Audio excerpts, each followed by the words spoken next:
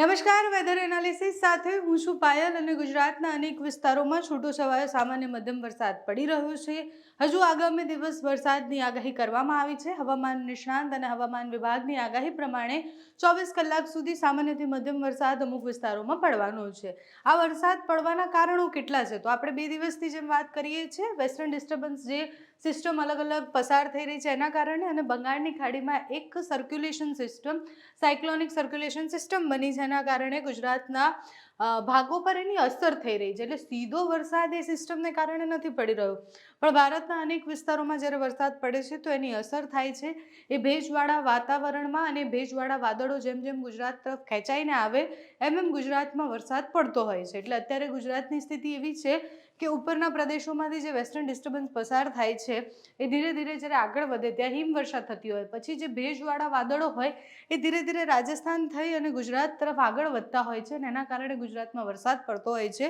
બંગાળની ખાડીમાં જ્યારે સિસ્ટમ બને છે એની અસર અને બંગાળની ખાડીમાં બનેલી એ સિસ્ટમના કારણે અરબી સમુદ્રમાં હલચલ થાય અને આખા દરિયાકાંઠાના વિસ્તારોમાં એની અસર થાય.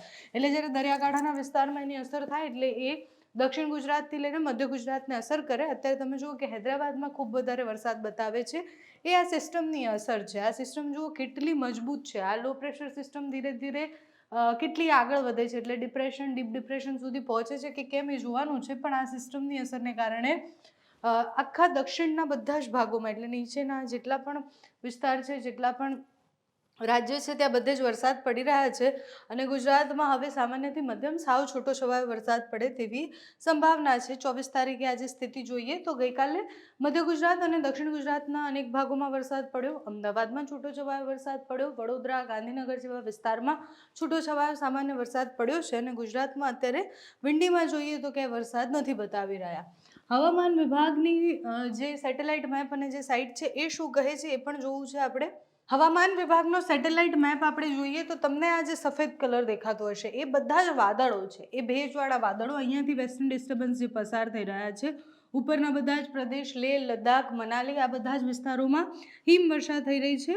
ગુજરાતમાં કયા વાદળો છે એ પણ જોઈએ. આપણે ઝૂમ કરીને જોઈએ તો દેખાય કે ગુજરાતના સૌરાષ્ટ્રના ભાગમાં, કચ્છના અમુક ભાગમાં, મધ્ય ગુજરાત એટલે મધ્યપ્રદેશની બોર્ડર સાથે લાગેલા વિસ્તારોમાં, રાજસ્થાનની બોર્ડરના વિસ્તારોમાં તમને વાદળો દેખાતા હશે. એટલે આ આખો વિસ્તાર જે છે, એટલે મધ્ય ગુજરાતમાં આજે પણ છૂટો છવાયો વરસાદ પડે તેવી સંભાવના છે. સૌરાષ્ટ્રના દરિયાકાંઠાના વિસ્તારોમાં પણ વાદળછાયું વાતાવરણ રહે, છૂટો છવાયો સામાન્ય વરસાદ પડે એવી સંભાવના છે. એ વાદળો જે ઘેરાયેલા છે એ વરસાદ લઈને આવશે.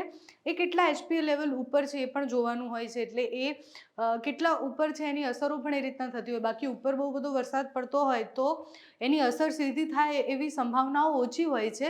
એટલે અત્યારે તો આ વાદળો જે બનેલા છે એ વાદળો દેખાઈ રહ્યા છે કે મધ્ય ગુજરાતના ભાગોમાં અને સૌરાષ્ટ્રના અમુક વિસ્તારોમાં, કચ્છના અમુક ભાગોમાં વરસાદ લઈને આવે તેવી સંભાવના છે.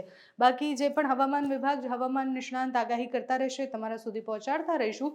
તમારે ત્યાં કેવું વાતાવરણ છે અમને કમેન્ટ્સમાં જણાવજો. અત્યારે આ વિડીયોમાં બસ આટલું જ. જો તમે અમને યુટ્યુબ પર જોઈ રહ્યા હોય તો સબસ્ક્રાઇબ કરજો, ફેસબુક પર જોઈ રહ્યા હોય તો ફોલો કરજો, અમારા વિડીયોને લાઇક અને શેર કરજો.